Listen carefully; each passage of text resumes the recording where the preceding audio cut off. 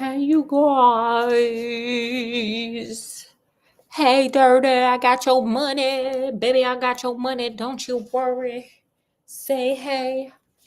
Baby, I got your fairy tales. Okay? Okay, Scott. Do you know what today's title is? Do not. It's Michael Jackson's spirit animal. Huh? Period. That's what time we on today. Michael Jackson spirit animal time. AKA the story of Peter Pan. Yes. Remember he had Never Land? Yeah. He loved Peter Pan. He was like, I'm never gonna grow up. I'm not doing that. That's crazy. That's weird to grow up. It is. Period, Michael. Period. Have you heard this story before? Have you watched the Disney classic with Wendy and them? Peter Pan? Sure. We got the real story. We got the one that inspired Michael to say, damn it, I'm gonna get facelifts. I'm getting facelifts and such. You know who else is inspired by Peter Pan? And I'm not saying that she looked like a man, but I'm just saying like she ain't trying to grow up. Who's that? Kris Jenner. Did you see her new face? Huh? Okay, honey. She said, I'm not growing up, baby. When they put me in a coffin, I'm gonna look good. She said, I'm gonna look good in my coffin. Yes. Okay, now let's get to Peter Pan.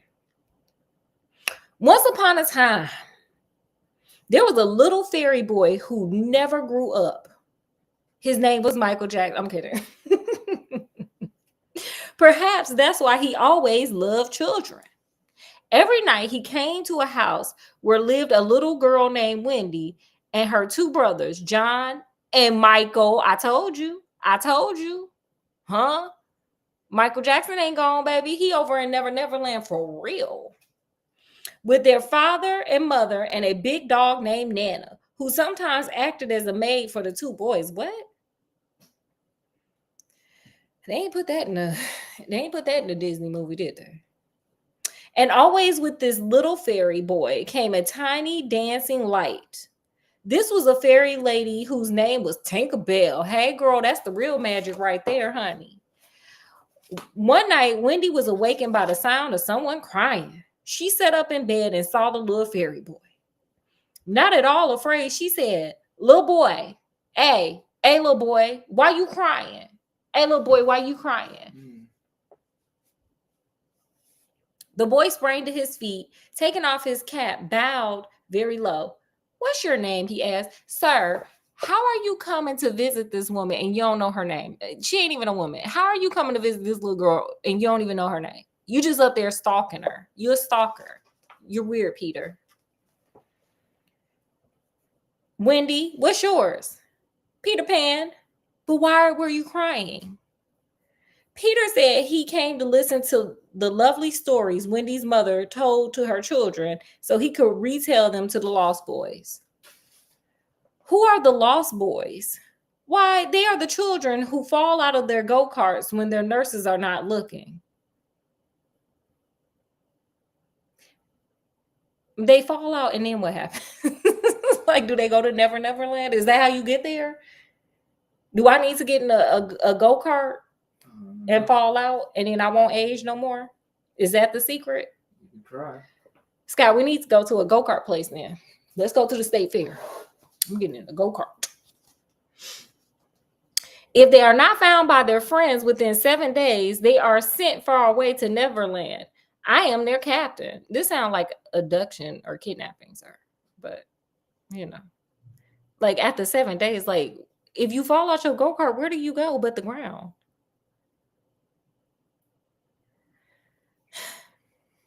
When I return home, the boys will want so much to hear the end of the story about the prince and the glass slipper. I told them as much as I knew and did not want to return until I can tell them the rest. But I must go now, replied Peter. Wendy begged him to stay with them. I will tell you lots more, she said. Even so many more if you will only stay. Come, Wendy, Peter cried, struck by a new thought. You can come tell us all the stories there. Darn our socks and tuck us in at night. Sir, it sounds like you need to return over to your mama because darning socks means sewing. and tucking you in, sir. She a child too. Why she tucking in other kids? It sounds like you need your mama. It sounds like you need to reverse engineer the go-kart kidnapping that y'all be doing and spring back to them nurses and them mamas. That's what it sounds like. What say you, Scott? Yeah. Peter want a lot, honey. You gonna marry her or no? Sound like you want a wife for your bad children, Peter. That's what it sounds like. All the boys long for a mother. Boom. Right there. I told you. Like, sir, it sounds like y'all need a mama. Go find a mama. Get one of them nurses to fall in a go-kart too. If you pay me enough, I'll fall in a go-kart and stay over there if you tell me I can just stay young forever. Oh, Wendy, do come. But I cannot fly. And I would never leave John and Michael, replied Wendy. I will teach you all to fly, said Peter Pan. It's as easy as walking on the ground. Some people can't walk, Peter. It ain't easy for everybody. So one night, he and Tinkerbell and the three children flew in their pretty nightgowns to the island called Neverland, where Peter Pan lived. This is going to be something, honey. I feel like this turned into a South Park episode. Look at where he lived. Boom. Boom. You see the mermaids? They're mermaids.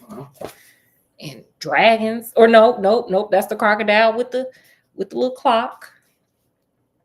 There were so many wonderful things on the island. Unknown birds, curious bees, Native Americans, fairies, mermaids, wolves, and last but not least, a crocodile who had swallowed a clock and ticked whenever he moved. Anchored nearby was the Jolly Roger, a pirate ship lying in wait to capture 6 little boys named Nibs, Toodles, the twins, Slightly, and Curly, who lived on the island of Neverland. They lived like moles under the ground for the fear of pirates. Like, this don't even sound good.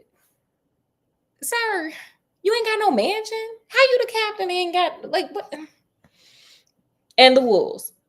Each one had a staircase made in a tree trunk so that they could at once run down into the roots of the tree and so to their homes. They were playing about in a happy way, though they could not think why Peter had been so long gone. Slightly was playing on the pipe. Slightly was playing on a pipe and dancing with a gray bird for his partner. Suddenly, the gruff voices of the pirates were heard. Ooh, girl. Ooh. Nibs, who was very brave, slipped away to find out what they meant to do. The others had only just time to get down the stairs in the hollow trees and hide. The big ugly pirates came trumping along, their captain in the lead.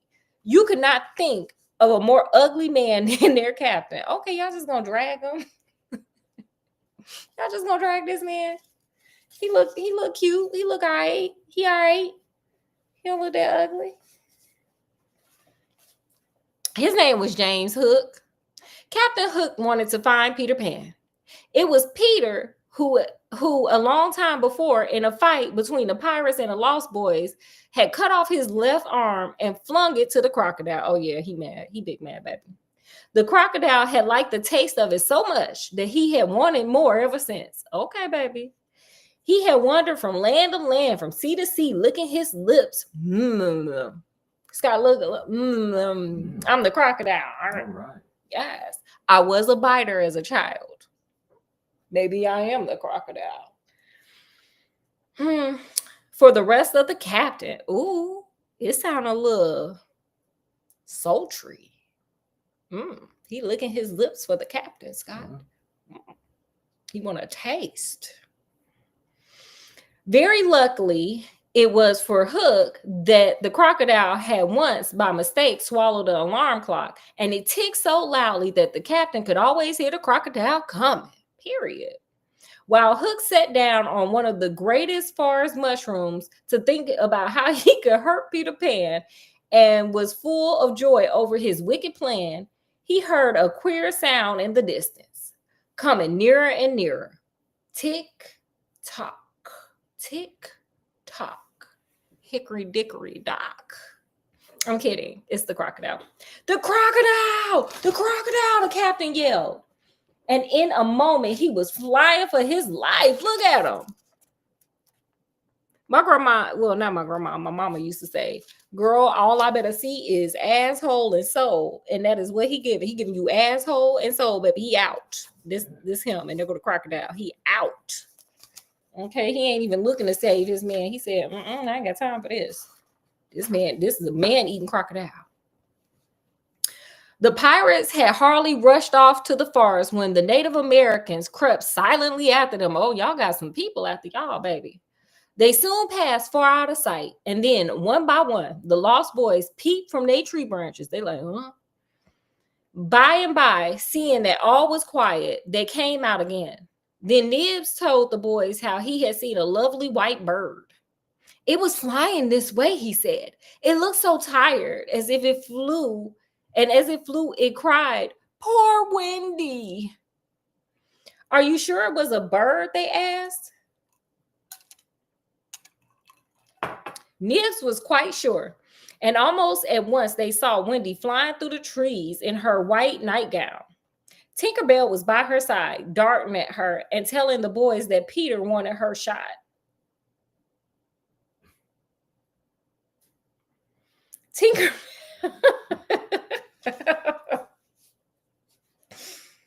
Girl, so much for solidarity. Okay, girl. A little jealous, hey? Tinker was rather a bad little fairy sometimes. She said this because she did not like Wendy. So much for solidarity, sis. You just want to be the only woman on the island, don't you? At once, Toodles got his bow and arrow and shot at the bird as he thought, and she fell to the ground. Then the boy saw that she was no bird, but a little girl, and perhaps the very mother whom Peter had said he was going to bring them. And just then, Peter came flying down with John and Michael and asked after Wendy. She flew this way. Haven't you seen her? He asked. Yes, said Toodles, and pointed to her as she lay quite still on the ground. Peter bent over her and took the arrow and was very angry with Toodles. Wrong person, sir. You need to go find Tinkerbell and have it out with her, because she the one who was like, yeah, get that one. I'm number one. I'm the only one. I'm one of one. I'm the only woman here. Okay? There will be no queen and one master. Here. I said that. No, there will be one mistress and no master. That's from Elizabeth. When Robert Dudley cheated on her and tried to have her unalived. It's very sad. At first, they thought Wendy was unalive, but she was only hurt a little, just a little bit. The arrow had struck a button which Peter had given her as a keepsake. Soon she was quite well again, but very tired after her long flight through the air. Girl, you ain't do nothing. You just had to lay there and fly. Wendy just didn't go to sleep that night. The boys did not know what to do. They did not like to carry her down into the cave, as it did not seem polite. At last, they said they would build a house over her. So she just lays there and they just build a house on top. Okay, girl. Because she is just kind of laying here. And like, this is her laying there and they just looking at her. She just laying there. I guess they just got to build a house over her. Only they did not know what kind of house to build. Then Wendy sang in her half sleep the kind of house she wanted. Ooh, Scott, you want me to sing like Wendy? Sure. I wish I had a little darling house, the smallest ever seen, with funny little walls of red and roof of mossy green. All right. I miss my calling. Then they built a house right over her with branches, leaves, and moss, and with lovely make-believe roses trailing over it. And when it was finished, they danced around Wendy and shouted, "Please be our mother." Girl, why Tinkerbell can't, since she got people, she's shooting at people, since she doing drive-by shootings on people? Tell Tinkerbell. I would have laid there and be like, this would have been me laying there talking about, tell Tinkerbell to be y'all damn mama. Tell her, since I'm laying on this ground because you didn't shot me, listening to her, tell her to be your mama. Tell her to be your mama. All right. Come in at once, she answered, and they all squeezed in. Girl, you still laying on the ground? They stepping on you. There was also a beautiful house underground where wonderful mushrooms grew at the foot of a never tree. Here, the 8 boys slept alone in a big bed. Wendy, of course, lived in that dear little house which they had built her. Every evening, Wendy told them stories, and when the stories were done, they have a dance in their night clothes and a pillow fight. In the daytime, Peter Pan would take them up to the Blue Lagoon where the mermaids lived. One day, Peter and Wendy had a dreadful fright. Captain Hook of the Jolly not the Jolly Rancher. You know what this is? Peter Pan meets Hansel and Gretel. Remember, she had a house of candy. Mm-hmm. You know, meets Tinkerbell. Should be y'all damn mama. The Jolly Roger pursued them until they hid on a rock. Until they hid on a rock in the ocean. Is it hiding if you on top of it? I don't know. By and by, the tide came in and they couldn't get away. So Peter tied Wendy to the tail of a kite, which was drifting near, and away she went safely back to the island. Every moment, Peter expected to be drowned, but the Never Bird came by in her floating nest and took him safely to land. I think this is an acid trip. Could be. Because what is this about? I don't know. That night, while Wendy was telling pretty stories, the pirates crept around the little house, followed by a terrible crocodile showing its crunching teeth. At last, the dreadful pirate, Captain Hook, captured the whole 9 children. When Peter Pan came back with Tinkerbell and found the children were gone, he took his trusty dagger and sword and arrived on the ship in the nick of time. Arming the boys, they slew 15 of the pirates' crew.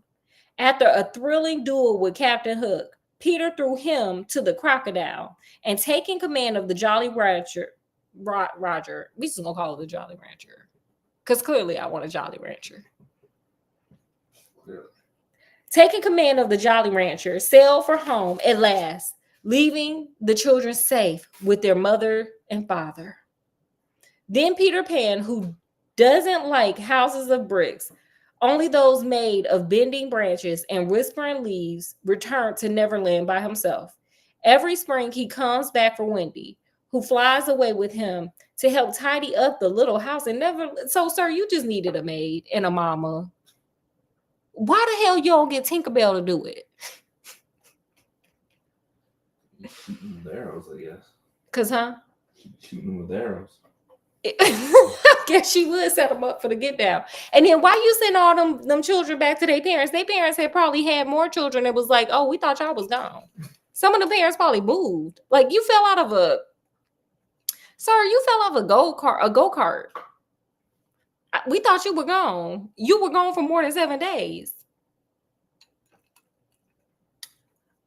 Okay. If you wanted a mama, you should have returned back to yours.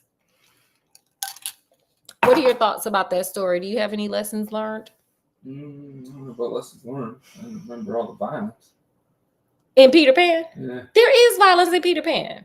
Remember at the end, they get in a fight? Yeah, I said I didn't remember it.